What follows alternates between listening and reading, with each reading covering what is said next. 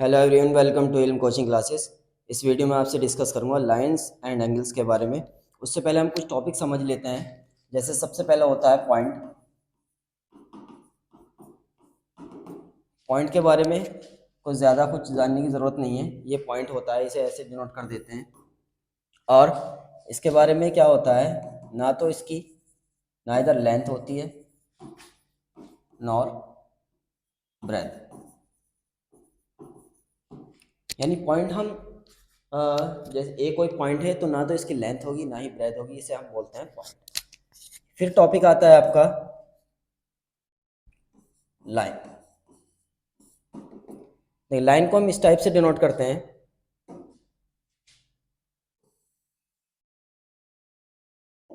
और लाइन के दोनों साइड में एरो होता है। क्या होता है? एरो होता है, जिससे हम बोल सकते हैं कि लाइन को दोनों साइड में हम क्या है, एक्सीड कर सकते हैं, बढ़ा सकते हैं। दूसरा पॉइंट आता है लाइन सेगमेंट। देखिए, सेगमेंट का मतलब होता है हिस्सा, यानी लाइन का हिस्सा।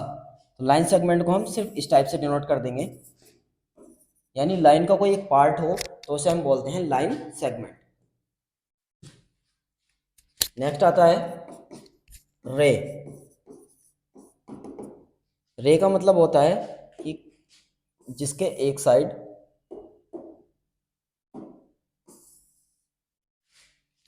क्या हो, ये तीर का निशान जो होता है इसे क्या बोलते हैं, रे बोलते हैं। यानी इसका मतलब ये है कि हम पीछे की साइड में इसे नहीं बढ़ा सकते, सिर्फ एक ही साइड में हम इसे बढ़ा सकते हैं। तो ये हमारा एक लाइन हो गया जिसे हम दोनों साइड में बढ़ा सकते हैं। लाइन सेगमेंट लाइन का हिस्सा होता है जिसे हम किसी भी साइड में नहीं बढ़ा सकते, और जो रे होता है उसे हम एक साइड में बढ़ा सकते हैं। फिर आता है हमारा एंगल। देखिए, एंगल कब बनता है, जब हम दो रे को इस टाइप से जोड़ देते हैं। ये कोई ए पॉइंट हो, ये बी पॉइंट है और सी पॉइंट है, तो इनके बीच में जो जगह बनेगी उसको बोलेंगे हम एंगल। क्या बोलते हैं? एंगल। जब दो रे को हम मिला लेते हैं तो उसके बीच में जो जगह बनती है उसको एंगल बोलते हैं। अब पढ़ते हैं टाइप्स ऑफ एंगल्स, यानी एंगल किस किस टाइप से होता है। टाइप्स ऑफ एंगल में सबसे पहला आता है जीरो एंगल।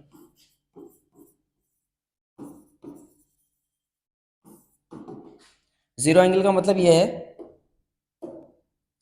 कि सिर्फ लाइन बनी हो, उस पर दूसरी रे ना हो, या फिर अगर रे हो तो दूसरी रे भी कहाँ पर हो, सिर्फ इसी पर हो, तो इसे बोलेंगे हम जीरो एंगल। ये जीरो एंगल होगा, 0 डिग्री का एंगल। फिर आता है हमारा एक्यूट एंगल।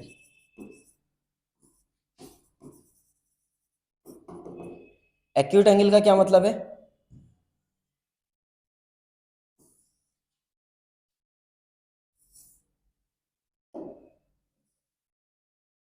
ये ए पॉइंट, ये बी पॉइंट और ये सी पॉइंट। एक्यूट एंगल का मतलब ये होता है कि इसकी जो रेंज होती है एक्यूट एंगल की, वो 0 डिग्री से लेकर 90 डिग्री के बीच में होती है। इसमें होती है 0 से लेकर 90 डिग्री के बिटवीन में होती है, बीच में होती है, तो ऐसे एंगल को हम बोलते हैं एक्यूट एंगल।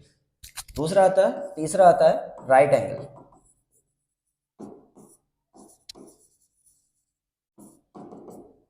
राइट एंगल का मतलब है कि 90 डिग्री का एंगल हो।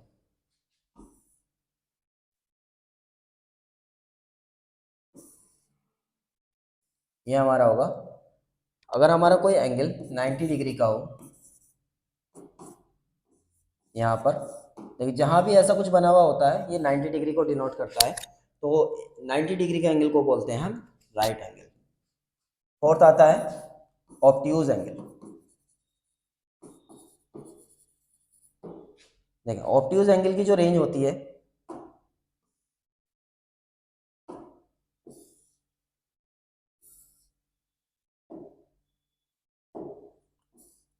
वो क्या होती है, 90 से तो ज़्यादा होगी और 180 से कम होगी। सपोज ये एंगल थीटा है, इसकी रेंज क्या होती है, 90 से ग्रेटर होता है, more than 90 degree and less than 180 degree. यानी 90 डिग्री से और 180 डिग्री के बीच में जितने भी एंगल्स आते हैं उनको हम ऑब्ट्यूज एंगल बोलते हैं। फिर आता है आपका number 5, straight angle.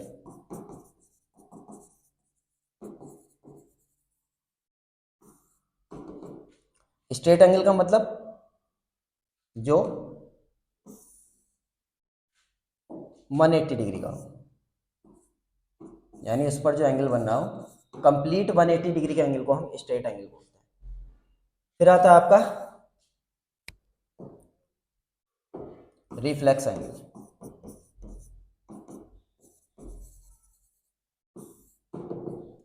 Reflex angle इस टाइप से बनेगा,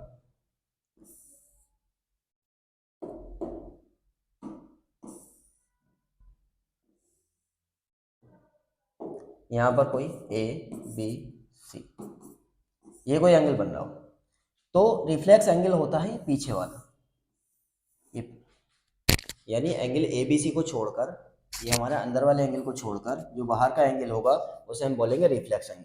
और रिफ्लेक्स एंगल निकालने का फॉर्मूला होता है reflex angle A B C तो हो जाएगा 360 minus angle A B C, यानी जितना भी एंगल यहाँ पर बन रहा होगा उसको 360 में से हम अगर माइनस कर देते हैं तो हमारा रिफ्लेक्स एंगल आ जाता है। तो इसकी रेंज क्या होगी, मोर देन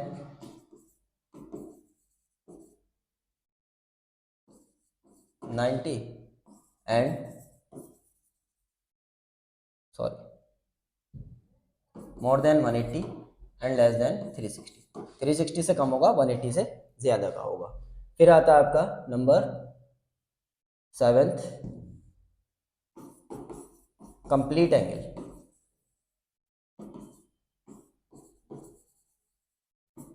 कंप्लीट एंगल का मतलब ये है यहाँ से चलकर दोबारा हम यहीं पर आ जाएं, यानी ये जो है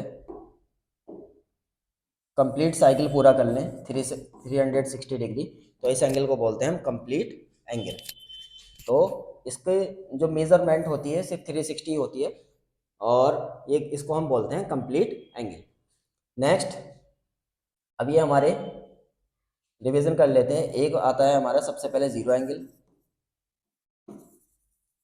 वो कितने डिग्री का होता है, 0 डिग्री का। दूसरा हमने पढ़ा एक्यूट एंगल, एक्यूट एंगल था 0 से ग्रेटर था, सपोज वो एंगल थीटा है और 90 से कम था। थर्ड पढ़ा हमने right angle, right angle complete 90 degree का था। उसके बाद पढ़ा हमने ऑब्ट्यूज एंगल, ऑब्ट्यूज एंगल 90 से ग्रेटर था और 180 से लेस देन था। फिर पढ़ा हमने स्ट्रेट एंगल,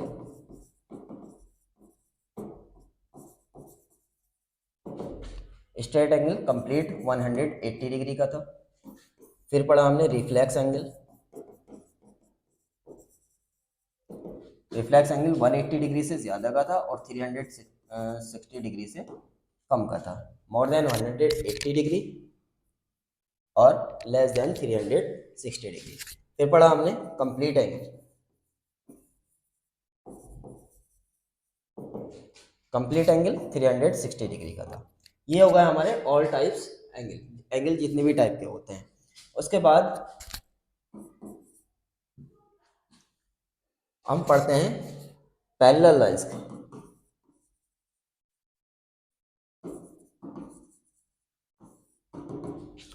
पैरेलल लाइंस वो लाइंस होती हैं जो आपस में कभी भी एक दूसरे को इंटरसेक्ट ना करें और हम कहीं भी इनके बीच की डिस्टेंस को अगर मेज़र करते हैं, सपोज यहाँ 2 सेंटीमीटर है तो हम यहाँ देख लें तो यहाँ भी 2 सेंटीमीटर होगा, यहाँ भी 2 सेंटीमीटर होगा। यानी हम पैरेलल लाइंस उनको बोलते हैं जो हर कहीं डिस्टेंस पर क्या होती हैं, सेम होती हैं। जैसा कि इसका एग्जाम्पल क्या होता है, रेलवे लाइंस।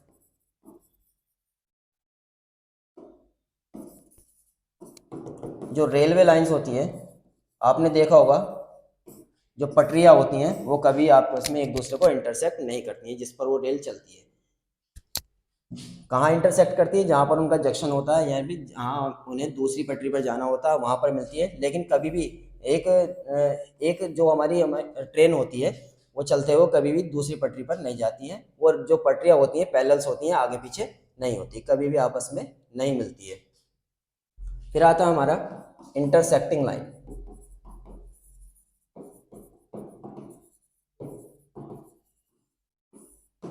इंटरसेक्टिंग लाइन वो होती है जो आपस में एक दूसरे को कट कर देती हैं।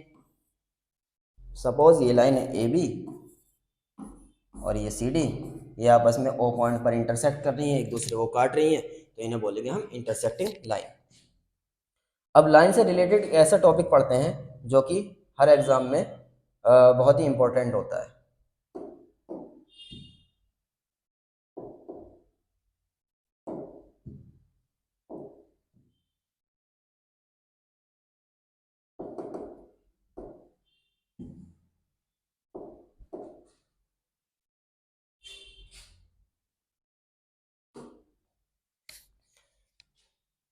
सपोज हमारे पास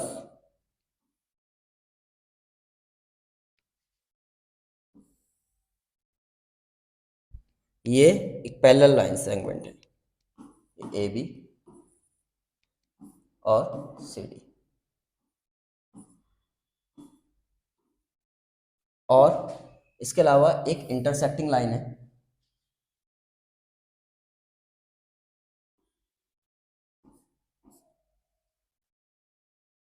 जिसे बोल देंगे हम एल। अब यहाँ पर क्या है, हमारे काफ़ी सारे एंगल्स बनेंगे। इस एंगल को सपोज 1 मान लेंगे, यहाँ पर 2, 3, 4, 5, 6, 7, 8। अब ये जो एंगल्स होते हैं इनको हमें फाइंड करने की ज़रूरत नहीं पड़ती, सिर्फ हमें 2 एंगल्स की ज़रूरत पड़ेगी। 2 एंगल्स में भी हमें एक एंगल अगर पता है तो हम ये 8 के 8 एंगल को हम फाइंड कर सकते हैं। कैसे फाइंड करेंगे मैं बताने वाला हूँ। पहले इसमें क्या होता है, जैसे कि ये पैरेलल लाइन है ए बी और सी डी, ये पैरेलल लाइन के लिए है, इंटरसेक्टिंग लाइन के लिए नहीं है। यहाँ पर ए बी पैरेलल है सी डी के, and L is transversal. Transversal का मतलब यह है कि दोनों लाइंस को वो क्या कर रही है, कट कर रही है। यहाँ पर A B and C D parallel है और एल ट्रांसवर्सल है। इसमें क्या होता है,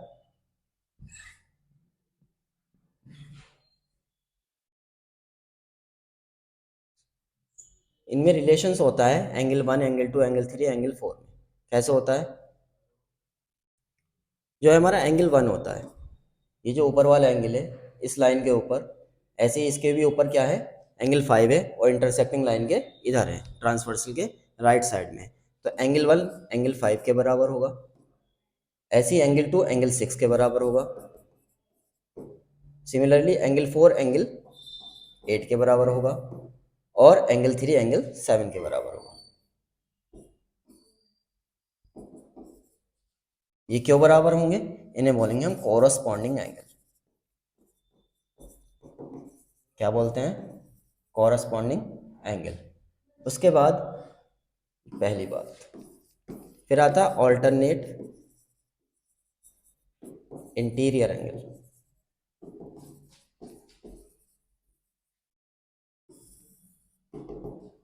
ऑल्टरनेट इंटीरियर एंगल कहाँ बनता है, जहाँ पर जेड बनता है, यानी ये अंदर के एंगल होते हैं, ये इनको क्या बोलते हैं, ऑल्टरनेट इंटीरियर एंगल बोलते हैं। जैसे ये यहाँ से इस टाइप से जेड बन रहा है, ये एंगल 3 एंगल 5 के बराबर होगा,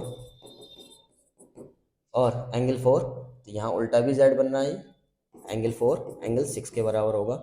इन्हें बोलेंगे हम ऑल्टरनेट इंटीरियर एंगल। उसके बाद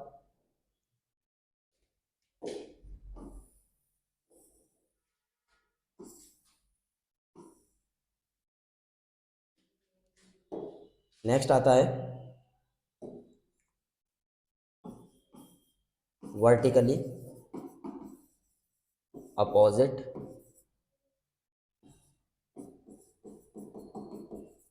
एंगल्स।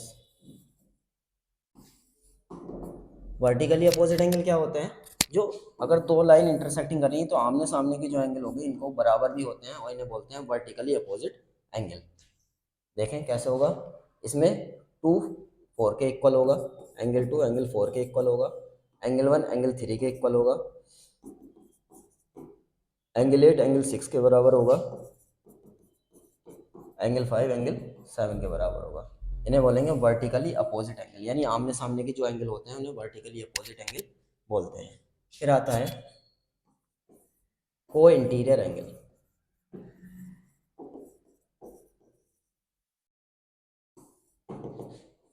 को इंटीरियर एंगल क्या होंगे, ये जो एक साइड में एंगल बन रहे हैं ना, इनको को इंटीरियर एंगल बोलते हैं और इन दोनों एंगल को प्लस करने पर आता है 180 डिग्री। यहाँ एंगल 4 एंगल 5 हो जाएगा, इधर एंगल 3 और एंगल 6 हो जाएगा, ये किसके इक्वल होंगे 180 डिग्री के। उसके बाद आता है को एक्सटीरियर एंगल।